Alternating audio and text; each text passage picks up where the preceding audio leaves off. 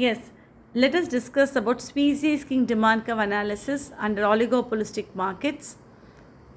So, this was the model given by Professor Paul Sweezy, who said that prices remain rigid in oligopolistic markets.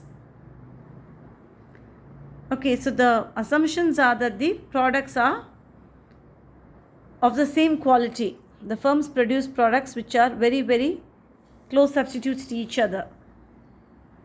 So essentially, Professor Paul Sweezy says that the prices remain rigid at a particular point and that they don't keep changing. For instance, the price remains at OP level. Right. Now, the KP portion of the demand curve is considered to be more elastic, and the PD portion of the demand curve is considered to be less elastic. So the firms will not want to increase the prices because they know that the increase in prices will not be matched by increase in prices by the other firms. And similarly, they will not reduce, even if they reduce the prices, the other firms will also reduce the prices. So they will have no gain. So they ensure that the prices remain rigid. So the essential point is the KP portion of the demand curve is more elastic and the PD portion is less elastic. Here, the main assumption is that the oligopolistic firm, if it lowers the price, the rivals will match the price cut. But if they are going to increase the price, they will not be matched by the increase in prices. So the other assumptions are that the product is of the same quality, there is no product differentiation, they are all close substitutes to each other,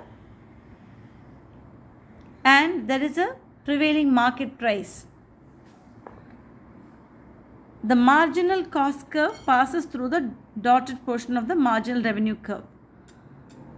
So essentially, even if the cost increases, the marginal cost, even if it increases, the prices will remain at the same point. The prices will not change. So this is the important point to be noted under Sweezy's King demand curve analysis. So essentially there are three important points that we need to remember with respect to Sweezy's King demand curve analysis. One, price rigidity. Price rigidity. So prices will be rigid or they won't change.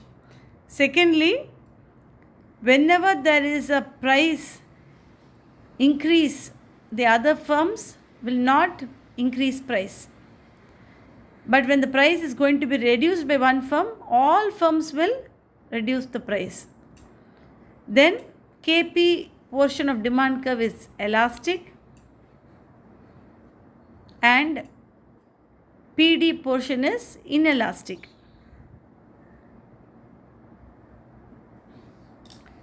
So this is very important to understand that under Sweezy's model, what he says is that the prices will remain rigid. There will be not much fluctuation in price, even if the cost will increase. Upper portion of the demand curve is elastic, lower portion is less elastic. KP is elastic, PD is less elastic. Even if the cost will increase, the prices will remain the same. Similarly, there is an assumption by Sweezy that the price increase by one firm will not be matched by price increase by other firms. But if one firm will lower the price, all firms will lower the price. So here you see that there